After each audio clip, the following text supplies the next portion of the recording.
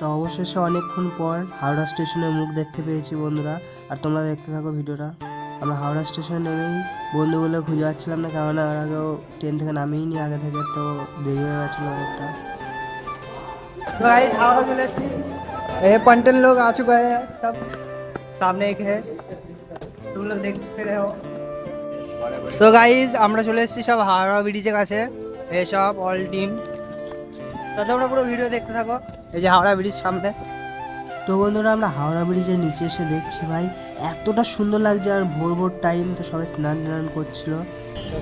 তো গাইস সকালে আছে 5টা বাজে, দেখতে পাচ্ছ মানে 5টা বাজে, পেছনে হাওড়া ব্রিজ রয়েছে, তোমরা দেখতে থাকো।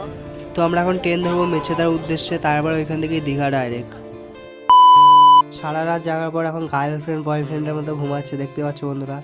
A few moments later. তো অনেক অপেক্ষার পর বন্ধুরা চলে এসেছি দীঘা। আর দেখতেই পাচ্ছ বন্ধুরা, দূর থেকে দেখা যাচ্ছে, স্টেশনে ঢোকার আগে দেখা যাচ্ছে ট্রেন থেকে আমাদের জগন্নাথ মন্দির। আর এই যে দীঘা স্টেশন, প্রথমে তো পুরো ফাঁকার মানে দেখতে পাচ্ছ বন্ধুরা, তো লাস্ট অবধি তোমরা দেখতে থাকো, তো পুরোটাই দেখতে পাবে। তো দীঘা স্টেশনে ঢোকার মাত্রই দেখতে পাচ্ছ পুরো ফাঁকা, আর স্টেশনটা অনেকটাই বড় ছিল। তো বন্ধুরা ভিডিওটা আমি একটু ফাস্ট করে দিচ্ছি যাতে তোমাদের বোরিং না লাগে, তো দেখতে হবে বন্ধুরা ভিডিওটা।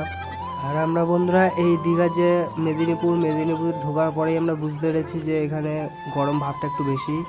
তো সমুদ্র পাড়ে কেমন গরম হবে সেটা জানি না। আর এইখান থেকে শুরু হলো লোকজনের ভিড়, আর আমরা বুঝতে পারিনি যে এতটা ভিড় হবে। প্রথমে তো পুরো ফাঁকাই ছিল, তো এখন দেখতে পাচ্ছ বন্ধুরা মানে ঝাঁকে ঝাঁকে লোক দাঁড়িয়ে আছে। তো এদের ঘোরা কমপ্লিট হয়ে গেছে হয়তো, তো এরা বেরিয়ে চলে যাচ্ছে, এই ট্রেনে করেই চলে যাবে হয়তো। তো দেখতে পাচ্ছ বন্ধুরা প্রচুর ভিড় রয়েছে এখানে।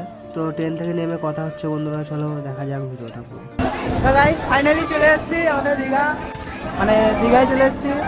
দেখতে পাচ্ছ পেছনে প্রচন্ড ভিড়, আর আসছে দুজনকে খুঁজে পাওয়া যাচ্ছে না, ওরা বেশি পাকামো করেছে তার জন্য পেছনে পড়ে আছে। তো দেখতে থাকো।